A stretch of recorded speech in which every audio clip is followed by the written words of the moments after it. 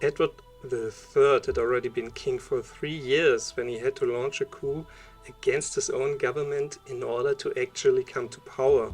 Like his father, Edward II, years earlier, his mother Isabella had to be forcibly removed from power along with her lover Roger Mortimer. It was the first time that Edward himself entered the stage of history as an active figure. Historians tend to see the events of the fateful night of October 19th to 20th, 1330, as a prelude to what his reign would be like: radical and, when necessary, ruthless.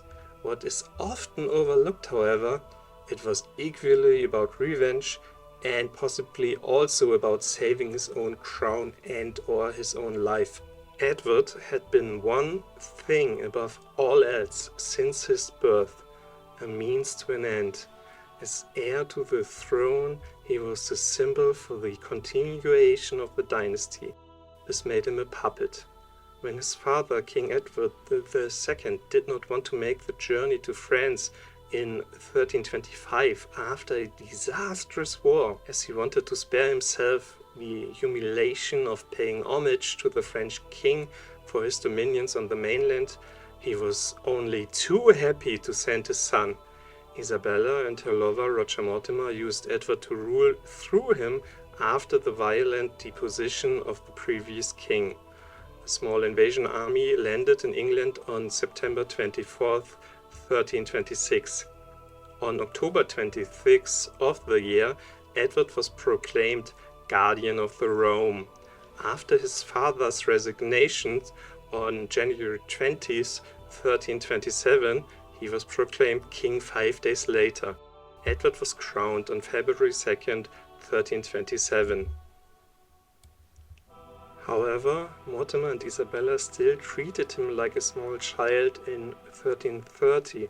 Edward was already 17 years old at the time. It took the two regents 2 years to crown Edward's wife Philippa of Hainault as queen, and in the end this probably only happened because she was heavily pregnant. Looks had to be preserved. We can hardly see Edward himself as a human being before the coup. There are only 2 exceptions to this. Firstly, Edward organized the funeral for his father, who was murdered on September 21st, 1327. The funeral took place in December of the year. Secondly, Edward almost fell into Scottish captivity in his first year as king. James Douglas reached the young monarch's tent on his horse. Afterwards, Edward is said to have wept with rage, anger, and despair. England subsequently recognized the kingship of Robert the Bruce and married Edward's sister to the Scottish heir to the throne against Edward's will. The king was so furious about this that he stayed away from the wedding. Neither his mother nor Mortimer cared. The fact that the opinion and status of the king was of no concern to either regent was made even clearer by the example of France. After the childless death of the French king Charles IV, Edward would have had a claim to the throne in Paris as grandson of Philip IV. However, the two regents made little more than formal efforts to obtain the crown. It was not a priority for them. It is interesting to note that the treatment as a puppet by all the important authority figures in Edward's life was different and not equally intense. The older Edward got, the harsher the disregard became, and developed more and more into constant humiliation, which ultimately even led to threats. It is therefore worth looking at these personal relationships in detail first, for they convey an impressive picture of how the youthful king's anger was driven ever higher to the point of escalation. The coup was the result of years of development. As was common at the time, Edward II did not have an intense personal relationship with his son. He grew up in the care of confidence. It is therefore not clear whether father and son felt love for each other. However, it is striking that Edward II repeatedly passed over his heir. When the king had land to distribute in the years 1322 to 24, Edward III's younger brother, then only 6 years old, did receive some estates. We do not find the name of the crown prince here. Edward II was a paranoid narcissist who did not trust even his closest advisors completely. It seems reasonable to assume that he feared that his heir to the throne would become his rival before his death if he were too richly endowed. Ironically, as we know, he would have been right. During the time Edward III was in France with his mother, the then king wrote angry letters to his wife and, according to the Brut Chronicle, also to his son. Edward II let it be known that his wife and his heir to the throne would not be allowed to return to England. Here they would be treated as enemies. Edward III was innocently caught in the crossfire at his father's request. He had sent him to France after all. Nevertheless, he was treated no differently from his mother. When Edward was dethroned in favor of his son, the deposed king gave his son God's blessing according to the Scala Chronica. But it is also said to have prayed to God to make his son a good man and grant him greater goodwill from the people than he himself had experienced. Until his murder, which in all probability was ordered by Roger Mortimer, the old king only complained that neither his son nor his wife visited him. However, some sources report that Edward threatened to stab Isabella if she came into his presence. The funeral organized by Edward III for his father reveals a great deal about how the son saw his father. It was a dignified but not an ostentatious burial. Edward II was also not allowed to be laid to rest in the family tomb in Westminster Abbey. The son respected the fact that his father had been king. He therefore upheld his dignity, but he no longer treated him as a member of his family. It was probably his only decision in which he agreed with his mother and Mortimer. Isabella was not a loving mother to her son. Before her time in France, the queen repeatedly clashed with her husband's closest advisors, the Despensers. According to a letter she wrote, she felt that they treated her as a servant. Isabella, therefore, also began to detest her husband. In my opinion, some of this dislike rubbed off on her son. After a few weeks in France, she began an affair with Mortimer that was so intense that it shook even Paris. It is well known that people there are not exactly prudish. Unfortunately, we do not know the details of Edward's life at this time. He may have found a friendly reception at the French court, but as heir to English throne, he was also an important hostage. And this as a boy at the beginning of his own puberty in a foreign country. After his coronation, Isabella not only delayed the coronation of his wife Philippa for a long time, as she liked the role of queen herself, she also completely controlled access to him. Edward III was giving his own household in the spring of 1327. However, his mother still determined who visited him. She repeatedly allowed her lover Mortimer to humiliate her son and never intervened. The sources paint a clear picture that Isabella was not a mother who loved her lover more than her son and made him feel it. According to Scala Chronica, she also shed the blood of her son's uncle in his name. According to this, it was a confidante of Isabella's who started the rumor that Edward II was still alive. She had probably conceived this idea together with Mortimer. In this way, they could see who wanted to help the deposed king to rule again. Edmund of Woodstock, Edward II's half-brother and until then loyal to Isabella and Mortimer, fell into the trap. He was executed as a traitor to Edward III. The young king himself wanted to pardon his uncle, but was overruled on this issue by his regents. The extent to which Isabella was privy to Mortimer's murder plans against her husband is disputed. Some historians see only the queen's lover as being responsible. However, this seems unlikely. Isabella was given the nickname She-Wolf for a reason. She ordered brutal execution.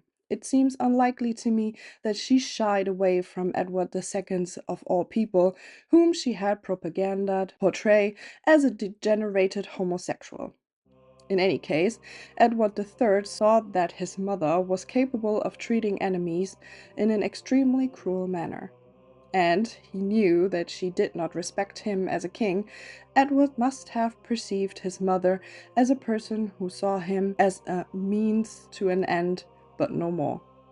If Edward's relationship with his parents was not great, there was nothing but hatred between him and Mortimer.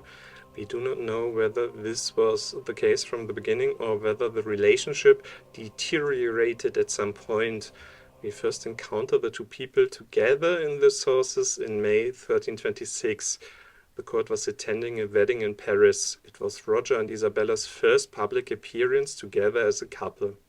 Mortimer carried some of Edward's clothes into the church. This would indicate a certain amount of respect. Could be argued that this was merely a publicity symbol. In future times, however, Mortimer didn't care at all. He seemed to have made it his hobby to publicly humiliate the young king. For example, he had set up a round table at which he pretended to be King Arthur. At tournaments at which Edward was also present, it was not the king who presided, but Mortimer. Edward was knighted before his coronation, and this moment did not belong to him alone. He had to share it with two of Mortimer's sons. His mother's lover repeatedly insulted the king in public. In 1330, even the slightest appearance was no longer important to Mortimer. He worked demonstratively in front of the king so that everyone in parliament and at court could see it. In general, his court was much more luxurious than that of the young monarch. There was no doubt that Mortimer considered himself the more capable king, and he made Edward feel it more and more. With the regent already implicated in the murders of his father and his uncle, Edward could hardly be sure that he himself would be protected by his royal title. The execution of his uncle was particularly cautionary. Mortimer himself presided over the court in March 1330, which pronounced the death sentence. The whole thing happened so quickly that the court was unable to find a person to cut off the king's uncle's head. In the end, a prison inmate who was cleaning the toilets in jail did it. He was released for it. The regent was apparently completely indifferent to the honor of the royal family. There were also rumors that Mortimer wanted the throne for himself and to give up the charade for good. Extreme pride in himself was one of the dominant characteristics of the nobleman from Wales. In 1328, Mortimer secured his appointment as Earl of March, thereby ascending to the high nobility, and he was always ensuring that he was addressed by the correct title when he was not role-playing as King Arthur. After the successful coup, Edward III wrote a letter to the sheriffs announcing his independent assumption of power.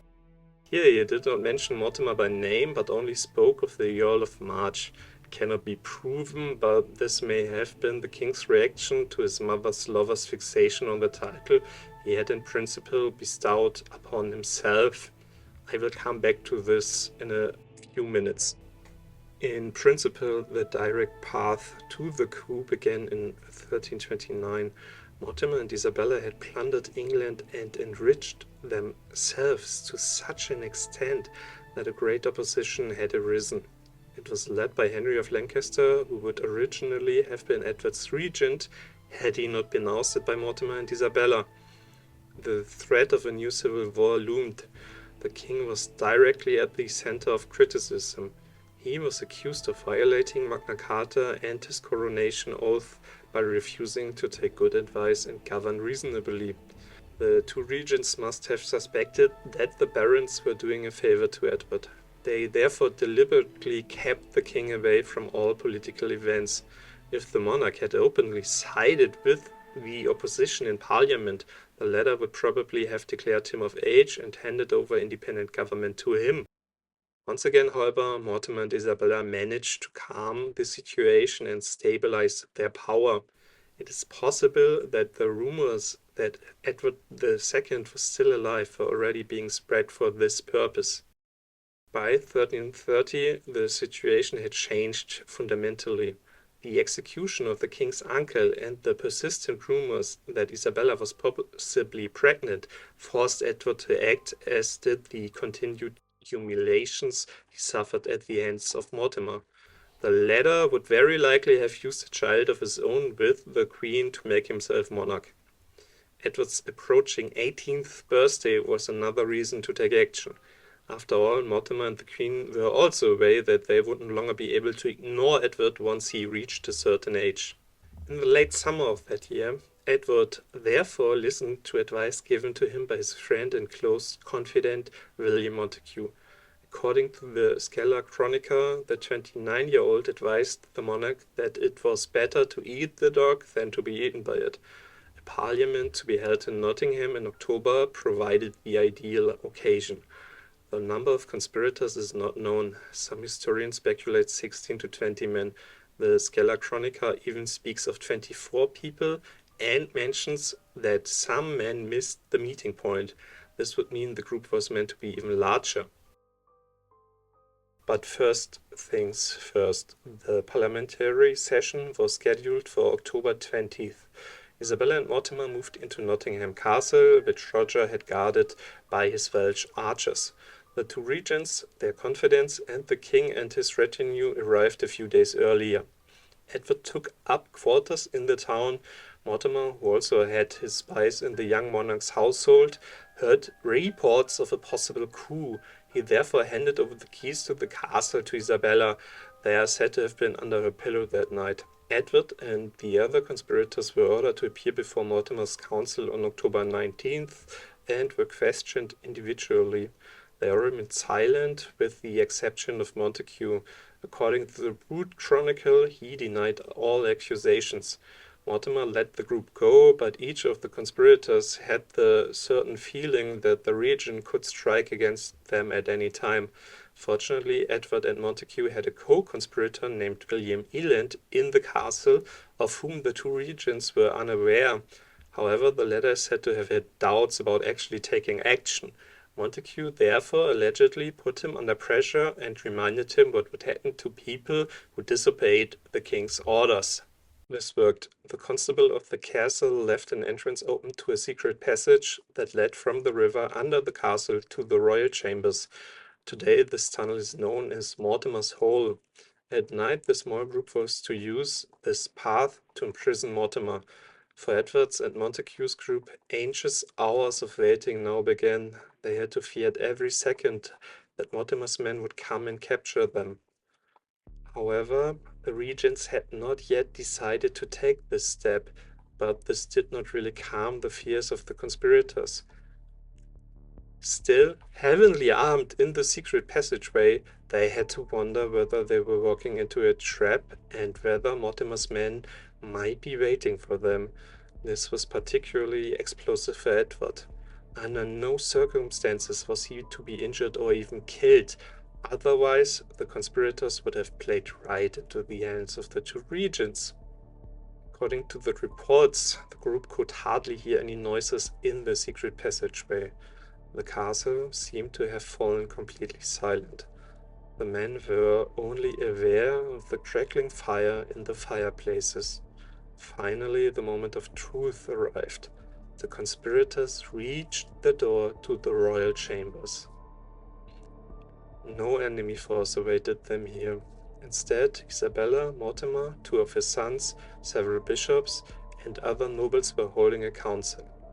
Now everything happened very quickly. Sir Hugh Turpentine, responsible for the castle security, rushed towards the group, shouting that they were traitors. He was killed immediately. Some other people shared his fate. Mortimer was captured and harmed when he went to fetch his sword. The bishop tried to escape through the drain pipe of the toilets, but got stuck. Well, at least according to a monastery chronicle.